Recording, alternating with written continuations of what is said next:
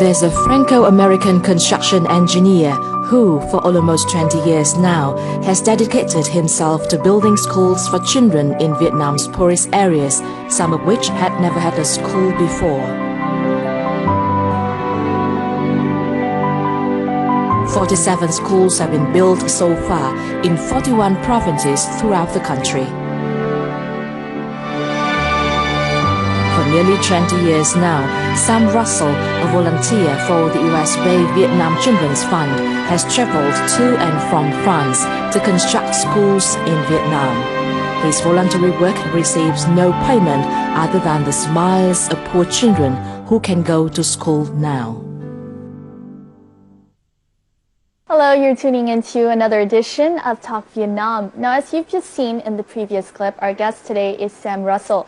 He is a long-standing construction engineer, and he has spent the past 2 decades devoting his time to building schools here in Vietnam. Now, he's racked up a quite impressive record, and that is building 47 schools in 41 provinces so far. And we're very lucky to have him in our studio today to share more about why he has chosen Vietnam in order to practice his lifetime passion of buildings he has had since a very young age. We're very lucky to have him here today. Please join me in welcoming him. Thank you. Thank you very much, Sam, for taking the time to come along on our show. How are you today? Very well, thank you. Wonderful. Can you tell us a little bit about, let's start with the construction of a school. How long does the construction of a school normally take? Well, depending on the weather, it takes about 5 or 6 months. If I may ask, how much does a school normally cost and on average, like for example here in Vietnam? About 150,000 or so, yeah, for a 8 classroom, 10 room school, 2 stories high, made out of proper standards, safety standards, and high standards of construction as well. And one of those schools can house about how many students, or?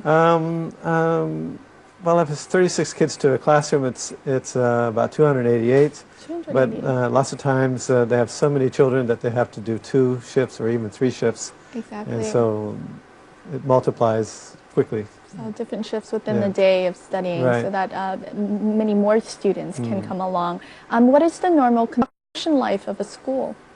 I think it's should be no problem with very little maintenance for about 30 years. And with all the steel we put in these schools, it probably lasts 100. Wow. Of course, with some maintenance. Exactly. But now, yeah, should be a pretty strong structure. Pretty strong. I mean, 30 years. I mean, up to even 30 years. It's quite a long time. Up to 100 years, it can definitely do a lot of good for generations of students. Yeah, we try to overbuild them so they become sort of a disaster relief center in case of need. So they can depend on it as a refuge. Tell us a little bit more about the fund behind the construction of these schools, the Vietnam Children Fund, yes? And this is the group that is behind all of the project. How did you start this whole process of building schools in Vietnam? Well, the board is made up of a very generous group of people. Several of the founders started out with building the memorial wall in Washington, D.C. For the Vietnam American vets during the war, and they wanted to do something similar in Vietnam, but when they came to Vietnam they realized that Vietnam really didn't need another memorial. They needed something more profound that would help the country, because it was really quite poor, and especially in the early 90s. And so they decided to build a living memorial, which was primary schools. And they really felt that primary schools was essential to Vietnam's future and its being prosperous nation. Exactly, and something that could, as you said, live on and leave an effect or a use, basically. What do you think keeps up your motivation? I mean, working here for on and off for almost 20 years, and obviously going to very difficult areas. Yeah, I think it's pretty obvious. It's the people, and you know, when you look at into the eyes of the kids, their happy faces, it's pretty easy. You know, of course you want to help them. They're just so bright and happy, even though they're super poor. They just have such a good attitude, and you just want to do whatever you can to help. Exactly. Now, Sam and his associates have just taken a 2-day trip to Yên Mai province to inaugurate their 47th school here in Vietnam, and our reporters followed him and his associates along on this trip. Let's have a look. Amid the once empty plains is now a new school. The inauguration day is truly a festive occasion for the students and their teachers. Từ năm chúng tôi tách trường đến giờ là năm nay là năm thứ 3. Chúng tôi phải học nhiều trung học cơ sở, thì đây là lần đầu tiên chúng tôi được có một cái cơ sở vật chất khang trang, 8 phòng học kiên cố như thế này, thì chúng tôi rất là vui mừng. Thế là các cháu có cái cơ hội được học tập ở một ngôi trường khang trang, thoáng, sạch, đẹp. Và các thầy cô giáo thì cũng rất là vui mừng để nâng cao được cái chất lượng giảng dạy của nhà trường. As for the parents, they too can be poised with their children's educational facilities.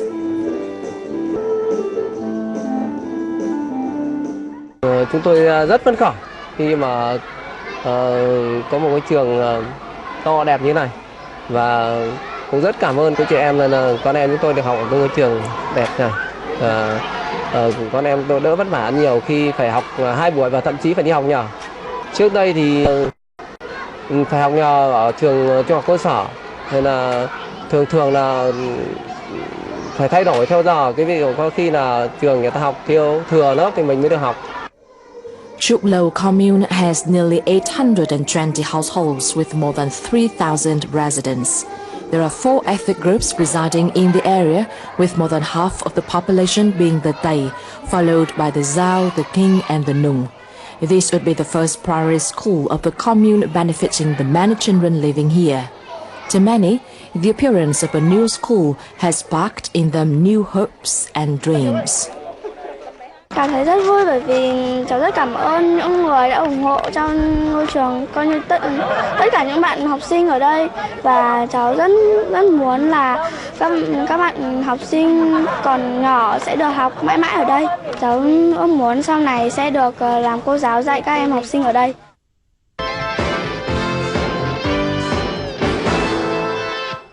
Now let's talk a little bit about how you got to Vietnam. I mean, you're an American-French construction engineer, but here you are building almost nearly 50 schools now here in Vietnam. How did you first come to Vietnam?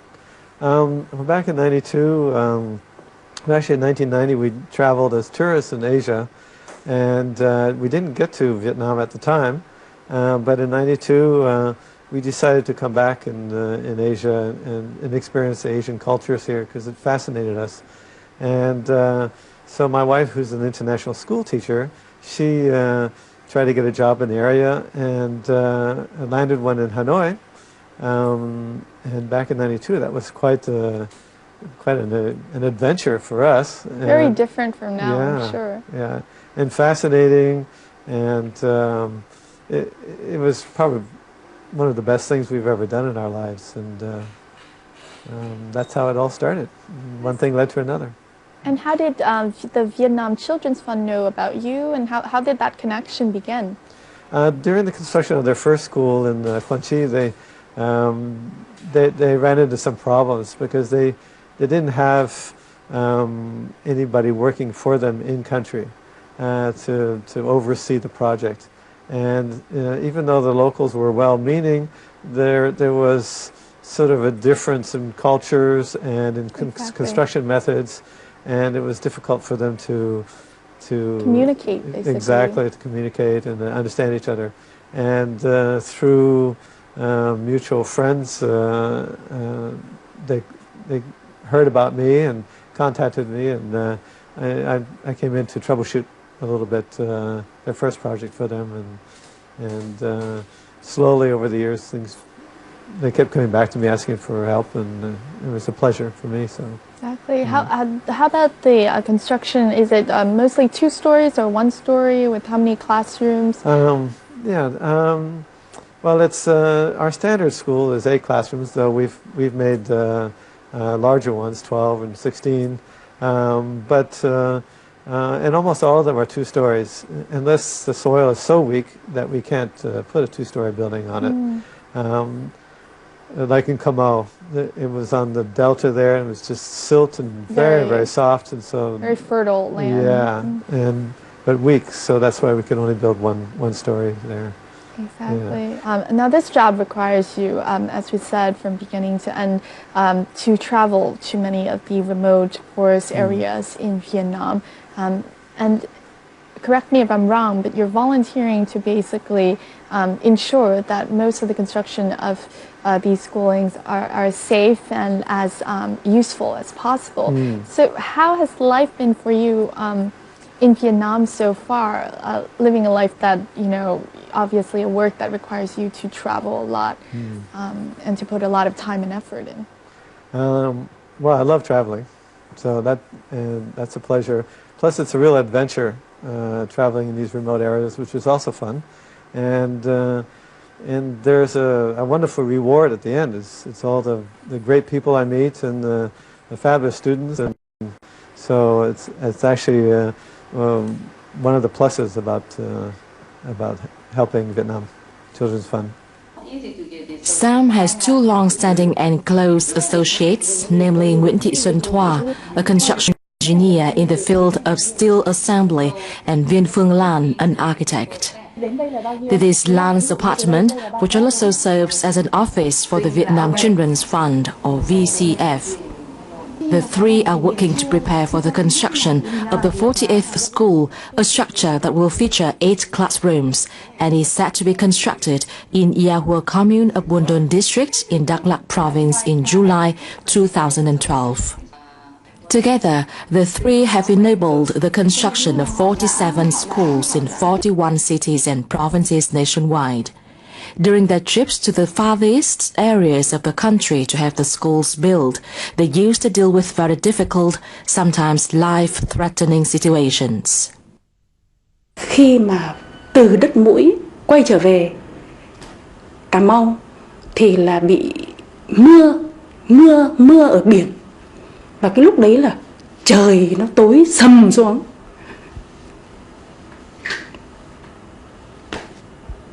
Và mưa từ tứ phía. Nói thật là cái lúc đấy là mình nghĩ là không biết mình sẽ như thế nào. Ở giữa một cái chỗ mà hầu như không ai biết về mình. Nhưng mà rất may, cùng cái chuyến cano đấy còn có một số người khác, cho nên là bọn mình về được đến Cà Mau rất an toàn. Cho nên một trong những cái trường mà bọn mình ấn tượng nhất là ở đất mũi, là cái nơi mà hầu như là chưa phải người Việt Nam nào cũng đã đặt chân đến. While Thoa has helped Sam in the process of constructing schools for the past 12 years, Lan has been the associate alongside Sam since the very first days, going on to the 19th year now. Like Sam, they work for the VCF as volunteers without any salary. In each of Sam's visits to Vietnam, Lan would offer her house as accommodation in order to save any further expenses. Each dime is saved towards building the schools. Từ khi bắt đầu làm với lại mình tham gia thì là chơi rất thân, thì ông Sam gần như thành con nuôi của gia đình nhà này. Thế thì cứ mỗi lần ông sang Việt Nam, vì ông không ở đây 100% thời gian, thế cứ mỗi lần ông sang chỉ có khi 1 tháng, 2 tháng, có khi thì 3 tháng, nhưng mà thường là 1 hoặc 2 tháng, xong ông lại về, thì toàn ở cùng cái nhà đấy. Thế thì mỗi lần tôi chuyển đi đâu thì là văn phòng VCF đi theo và ông Sam ông cũng đi theo. Và như vậy là từ năm 98 đến giờ là ông Sam là coi như gần như thành viên của gia đình nhà tôi. Và xung quanh hàng xóm họ đều biết và rất là quý. 2013 marks the 20 years of dedication the Vietnam Children's Fund has reserved for building schools for poor students in Vietnam. The three wholehearted volunteers of the fund, Sang, Thoa, and Lam, share their hope that they would be able to inaugurate the 50th school on this occasion. They would come ever closer to the goal of building a school for each of the 63 provinces and cities in Vietnam. As you've just seen in the previous report, Viên Phương Lan is the person who knows Sam's work here in Vietnam the best. They've been working with each other for nearly 20 years now, and we're very honored to have her in our studio today to share more stories about their work as well as the process of building schools in Vietnam. Xin chào chị Lan ạ. Xin cảm ơn chị đã đến với chương trình. Chị có thể chia sẻ là chị đã bắt đầu cùng anh Sam xây trường như thế nào không ạ? Mình với Sam thì là biết nhau qua một người bạn nữa, và cách đây cũng là mình nhớ là năm 1994, thì khi đấy mình vừa mới tốt nghiệp trường ngoại ngữ xong thì Sam mới gặp mình, và Sam có nói là Sam đang tình nguyện tham gia với một cái tổ chức, họ muốn xây trường ở Việt Nam và đang cần một kiến trúc sư mà lại nói được tiếng Anh. Thì anh ấy có hỏi mình là thế liệu mình có thể tham gia giúp anh được không, vì thực ra là anh ấy tiếng Việt của anh thì nó cũng rất là hạn chế. Thì mình cũng đầu tiên là mình cũng nghĩ, mình bảo là có lẽ là đấy cũng sẽ là một công việc rất là hấp dẫn. Thế nhưng thực sự là mình có công ty riêng của mình thì nếu đi làm liệu mình có thời gian không? Thế thì ban đầu thì quỹ họ cũng chỉ không tham vọng là xây được nhiều như bây giờ đâu. Họ cũng sẽ chỉ nghĩ là xây được 1 hoặc 2 trường. Thì mình cũng nghĩ là thì mình sẽ cùng anh tham gia. Thì lúc đấy là họ đã bắt đầu xây ngôi trường thứ 2 là ở Sơn La rồi. Còn ngôi trường đầu tiên khi ở Quảng Trị thì thực sự là mình chưa được tham gia. Đấy là làm sao mà mình bắt đầu với VCF là như thế từ năm 1994. Chị thấy những chuyến đi thực địa như thế nào, có vất vả lắm không ạ? Nói chung là đi thì những chuyến đi xa thì là vất vả. Vì bọn tôi xây trường là ở khắp các nơi. Thế những trường mà ở phía Bắc ấy thì thực ra là đi ô tô trong ngày xong quay về ngay thì nó cũng không đến nỗi vất vả lắm. Nhưng có những trường ví dụ như là ở vùng núi Quế Sơn của Quảng Nam chẳng hạn, thì bọn tôi phải bay từ đây vào Đà Nẵng này. Từ Đà Nẵng lại đi ô tô khoảng 1 tiếng mới đến Bến Đò. Từ Bến Đò lại đi khoảng 2 tiếng rưỡi nữa mới lên đến điểm trường. Thì như vậy là ngắn nhất là trong một chuyến đi những cái vùng xa như thế là phải mất 3 ngày. Đó là mình không hề ở lại đấy. Kiểm tra dự án xong có khi là quay về sân bay và lại quay về Hà Nội ngay. Đấy là những cái trường mà rất xa như Cà Mau chẳng hạn thế. Thế thì một trường thì bọn tôi thường phải đi là ít nhất là 5 lần. Trong quá trình xây dựng từ 4 cho đến 6 tháng trong một công trình. Đối với Quỹ Trẻ Em Việt Nam thì Quỹ Trẻ Em Việt Nam được đặt tại Virginia, nhưng mà ở Việt Nam thì cũng chỉ có mỗi anh Sam là lo liệu mọi việc, và chị đã giúp anh Sam từ ban đầu trong cái quá trình gọi là xây dựng dự án. Vậy thì chị có thể chia sẻ thêm cái quá trình, quy trình làm để xây dựng một ngôi trường thì nó diễn ra như thế nào không ạ? Có vẻ là bắt đầu từ việc là chọn địa điểm đúng không ạ? Đúng rồi, bọn mình thì cái tiêu chí của Việt Nam Children's Fund ấy thì là họ xây, vì quỹ thì nhỏ nên họ phấn đấu là xây mỗi một tỉnh một trường trước đã. Thế thì bọn tôi thì thường làm việc với lại các cái sở ngoại vụ. Tại vì bên này là mình là cơ quan nước ngoài thì bao giờ làm việc cái đối tác đầu tiên mình làm là sở ngoại vụ. Và dưới cái sự hợp tác của sở ngoại vụ các tỉnh thì họ sẽ giới thiệu cho mình sang với lại sở giáo dục chẳng hạn. Và từ đấy là bọn tôi sẽ làm việc trực tiếp với rất nhiều nơi là do sở giáo dục. Họ sẽ chọn địa điểm. Thế nhưng để mình xác định được cái địa điểm đấy cần thiết hay không thì bao giờ trước khi đi xuống địa điểm để tiết kiệm cái thời gian cũng như là chi phí thì bọn tôi bao giờ cũng gửi một cái bản thu thập thông tin và đề nghị địa phương cung cấp cho bọn tôi là 3 địa điểm mà có nhu cầu cấp thiết nhất. Thì những địa điểm đấy phải gồm có là vị trí này, ảnh gửi kèm là tình trạng cái lớp học hiện nay ra sao, số học sinh có bao nhiêu và thực trạng là thiếu bao nhiêu lớp. Thế trên cơ sở đấy thì bọn tôi bắt đầu đi thực địa và sẽ xuống đến kiểm tra tất cả những địa điểm mà địa phương giới thiệu và về mình sẽ quyết định là địa điểm nào là cần nhất. Thì đấy là cái khâu chọn địa điểm. Sau đấy thì vì bọn tôi là có cái thiết kế điển hình của quỹ rồi thì trên cơ sở đấy là tức cũng qua nhiều năm hoạt động ấy thì cũng rút kinh nghiệm được nhiều. Lúc đầu thì mình để địa phương thiết kế gửi lên, thế nhưng rất nhiều cái thủ tục nó sẽ bị mất thời gian và mình không quản lý được về chất lượng. Thế về sau là bên quỹ chúng tôi sẽ quyết định là làm cái thiết kế điển hình. Thế khi địa phương mình đã chọn rồi và địa phương họ sẽ phải làm cái khảo sát địa chất, họ gửi lên trên quỹ cùng với lại cái báo giá xây dựng, báo giá vật liệu xây dựng tại thời điểm mình sẽ thực hiện dự án. Và tại Hà Nội chúng tôi sẽ làm tính dự toán cho công trình, thẩm định hồ sơ, sau đấy là gửi xuống địa phương và phía địa phương họ sẽ chọn nhà thầu. Vì quỹ muốn là nhà thầu sẽ là nhà thầu của địa phương, họ sẽ có một cái trách nhiệm đối với cái con em mình và cái dự án của mình. Cho nên là bọn tôi làm theo phương pháp đấy, tức là chúng tôi thẩm định ở đây và gửi về địa phương. Thế tất cả các cái bước thực hiện dự án thì theo đúng như quy định của nhà nước Việt Nam thôi. Nhưng bên quỹ chúng tôi sẽ kiểm tra dự án trong 5 giai đoạn. Và những cái chỗ mà quan trọng nhất là gì? Trước khi anh đổ bê tông, chúng tôi phải xuống kiểm tra thép, đạt yêu cầu mới được đổ bê tông, và chuyển tiền là chuyển tiền sau. Đấy là cái cách mà quỹ họ thực hiện. Và như vậy là một dự án bọn tôi sẽ đi kiểm tra khoảng 5 lần. Và đến bây giờ là gần như là mọi người đã biết là gần 48 trường. Cái cách làm việc đấy nó tương đối là hiệu quả.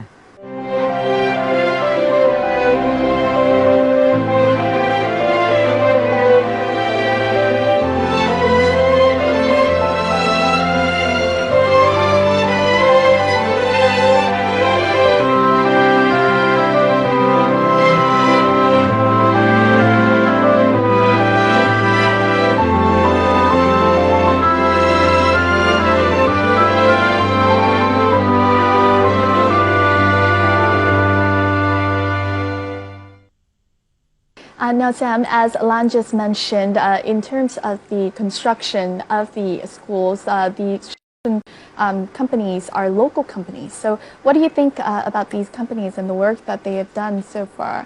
It's very encouraging to see that that they get the work because they need it more than big companies in the cities, and also I think it gives them a sense of ownership. It's the parents of the children who build the school.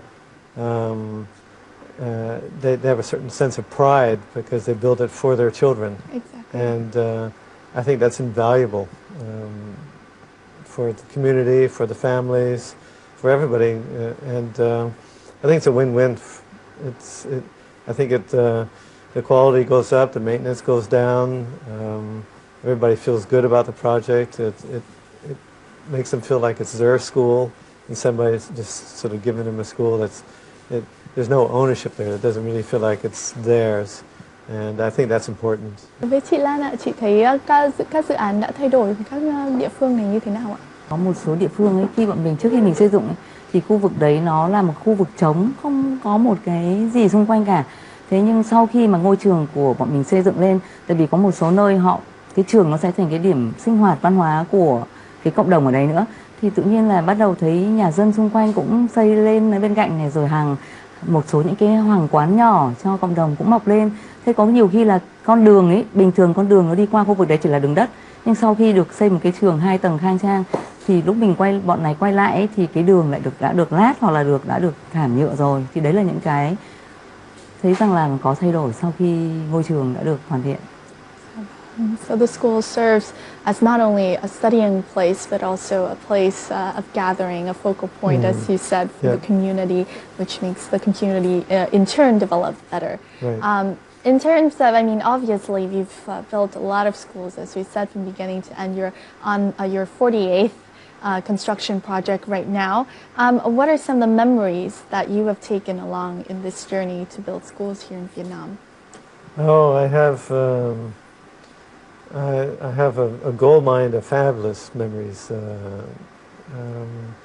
Every school has something special about it, and I think what makes it special is the people involved, the community.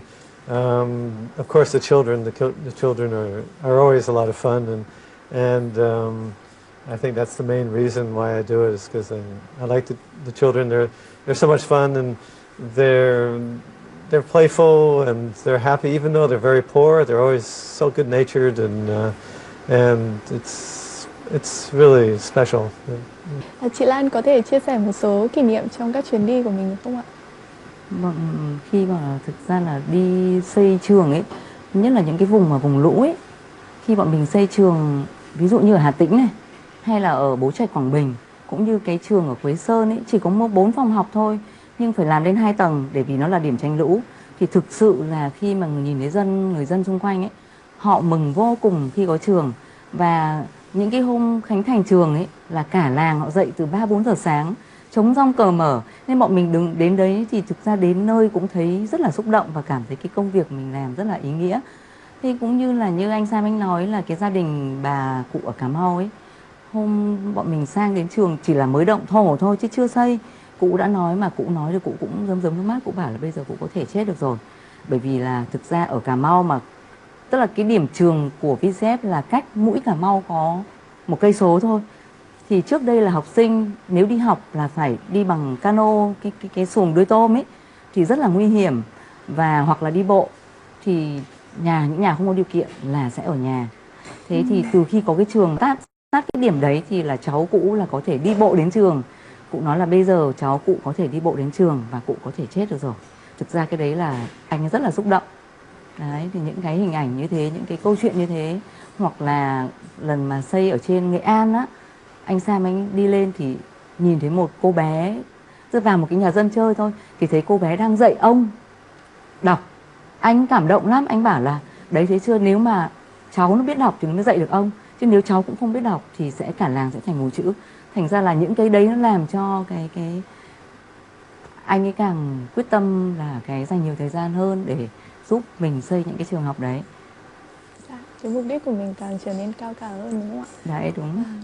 Nếu mà có được một mong muốn lớn nhất cho cái dự án này trong tương lai thì chị mong muốn điều gì ạ?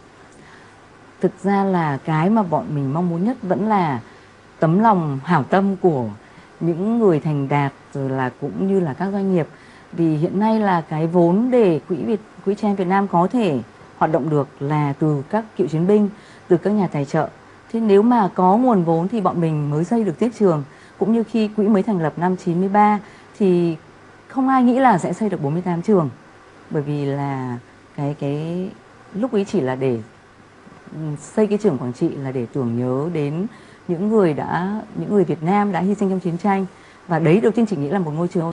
Nhưng sau khi cái ngôi trường mọc lên nó lại mang rất nhiều ý nghĩa, là rất nhiều cựu chiến binh họ đã quyên tiền, và rất nhiều là cả Việt kiều của mình, các hội Việt kiều cũng tìm đến quỹ để gửi tiền về để xây dựng trường học cho quê hương. Thế thì nếu mà càng nhiều nhà hảo tâm thì là cái mong muốn nhất là gây được càng nhiều quỹ thì sẽ xây được nhiều trường. Vì có những năm là VCF xây được 6 trường, thế nhưng như năm ngoái là chỉ xây được 2 trường. Đó, thì cái mong muốn nhất của VCF vẫn là có nhiều nguồn tài trợ để tiếp tục con đường của mình. Và thay mặt chương trình xin cảm ơn chị rất nhiều đã tham gia và chia sẻ những câu chuyện của mình. Qua đó thì chúng tôi cũng hiểu hơn về những cái đóng góp của chị cũng như của anh Sam đối với các dự án xây trường ở Việt Nam. Cảm ơn chị rất nhiều. là cảm ơn chương trình đã cho chúng tôi được cơ hội để cho mọi người cùng biết là những công việc của chúng ta đang làm hàng ngày. Rất là cảm ơn. Dạ, cảm ơn chị.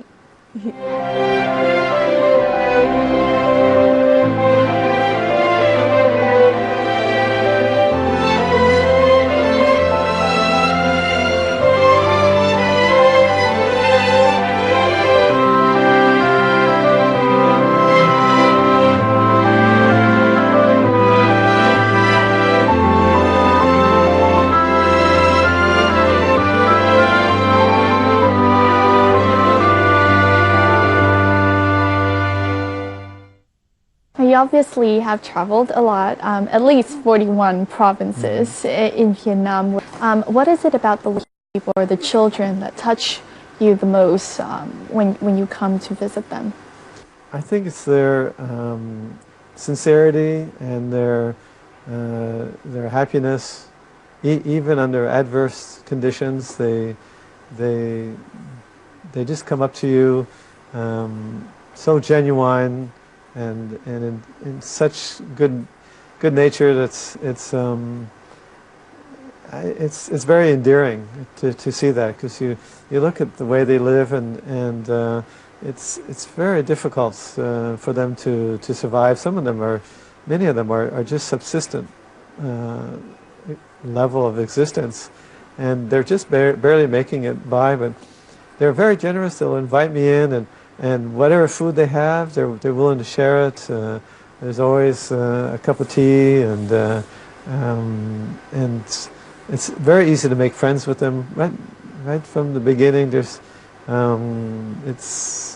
it's very special, very unique. I find Tell us some other stories, some of the other people that you've met that have kept you in this journey to continue building and ensuring the construction of the schools.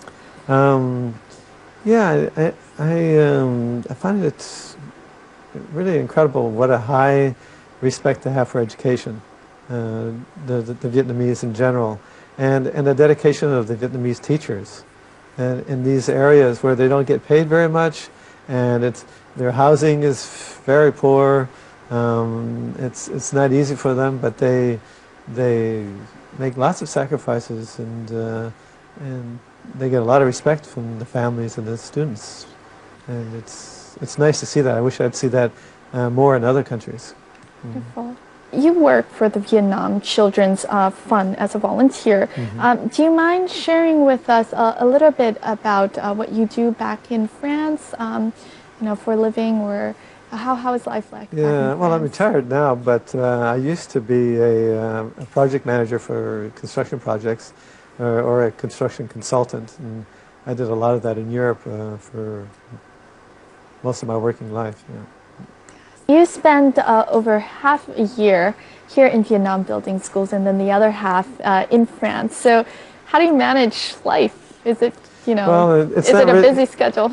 Yeah, it's not really 6 months on and 6 months off. It's a few months here, 1 or 2, rarely 3 months, and then I go back home and spend several months there, and then come here. And I only come here when I'm needed, and because if I stay here full time, it's expensive for Vietnam Children's Fund to pay for my travel expenses, and there's no real need for it. So I'm only here for the 5 steps, as Lan said. Yeah, right. Yeah. In 1995, Sam and his wife Camille adopted a 19-day-old boy from an orphanage in Thái Bình province. The couple then returned a year later to adopt a 5-day-old baby girl from the same orphanage. Upon their return to Vietnam in May 2011, Tom and Kate, Sam's son and daughter, visited the orphanage in Thái Bình for the first time to learn more about their roots.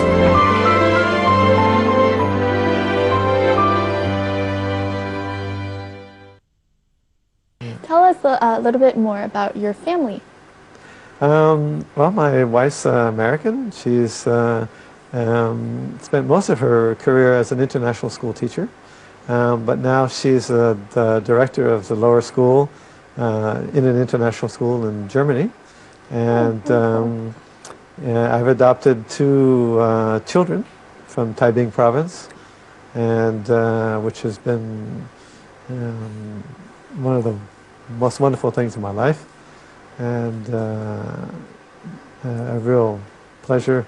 They're both wonderful people in their own right, smart and just happy, friendly, all the traits that Vietnam people have shines in them, and it's really very lucky to have them as part of my family. Wonderful. How old are they? My son is 17, and my daughter is 15, going to be 16 soon. Wow, so when did you first meet them? I adopted my son in 95, I think it was, and my daughter was in 96. Yes, quite a while ago. So I understand that in July of 2011, last year, you had a chance to take your children to Thái Bình province, is that right? Yeah, that's right. Tell us a little bit more about this trip. Yeah, they've always been curious of where they came from, and so what information we know, which wasn't very much, we've always been forthcoming and tell them about where they come from. But now that they're at an age where they're curious as teenagers, and yeah. so we thought it'd be a good time to bring them back to Vietnam. They've been here several times before, but never really, to Vietnam, but never really requested to go back to Thái Bình, and so we came here for tourist reasons and whatever. But this time we made a special trip to Thái Bình, and they got to see where they came from, the orphanage, and and the Tai Bing town in the province, and they were very curious and fascinated to see all of that. And I think at these young, impressionable years, it was a good thing for them to become aware of Vietnam in general and of Tai Bing and where they came from. And did they have any other remarks, whether they'd come back or? Oh, no? Sure. They definitely will come back to Vietnam. I think it holds a special place in their hearts. Can you tell us about your parents? We understand that you're American French. Yeah, right. I grew up in France. I moved to France when I was 2 years old. Lived all my life in France. Was your mom or dad French? My mom's an American from California, and my father's a French research scientist. He's a paleontologist, and my mom's a teacher. And she was a first grade teacher for most of her career. Both your mother and your wife right now used to be primary teachers, Yes, is that right? right? Is that one of the reasons why most of the schools you're building here, or all of the schools you're building here, are primary schools? No. Not connected, probably. Not really, because the board felt like that to give poor people a big help in their lives, in improving their lives, their living standards, learning to read and write and basic math was essential. So that's where the primary school came in. Exactly, and as you said, in the primary school, giving the basic skills so that from then it opens up a door of opportunities for people and the children, of course. Yeah. And it gives you a tool to use to follow your dreams. Exactly. If you had a chance to just define your, we usually ask here on Talk Vietnam, what is your definition of happiness? How would you answer that question? Well, let's see. What is it? I guess looking into the happy face of children. Exactly. It's the most rewarding part of constructing the schools. Yeah, sure. Definitely. Yeah. Tell us about some of your future plans. What do you plan to do in the upcoming years here in Vietnam? Do you plan to come back more, maybe build the 49th, 50th school? It's possible if the funding keeps coming in. I'll certainly keep volunteering. Funding has always been a problem. So, and fortunately, there are lots of generous people and generous companies out there, and I hope they will think of us, and so we can continue doing what I think is a very important. It's very important, I think, education. It's undeniable. So. Now with the schools, I feel it's a first stepping stone for the children to embark on a future full of opportunities. If you had to make a wish for these children who are currently studying in the classrooms that you helped to build, what would that wish be? That their dreams become successful. Yes. They'll basically realize their dreams, and of course this is the first stepping stone, the first rule, as we said. Well, thank you very much, Sam, for coming on to our show and sharing your stories. Thank you for the contribution you made to the country, building the schools, and I hope that in the future you'll continue to come back to Vietnam, whether to build schools or not, because obviously this has become almost like your second home. Yes, it sure has. 20 years. Yeah. Thank you very much. Thank you. And that's it for our edition of Talk Vietnam with Sam Russell and his effort in building schools here in Vietnam. We hope you enjoy this edition as much as I have, and we'll see you more next time here on Talk Vietnam. Goodbye.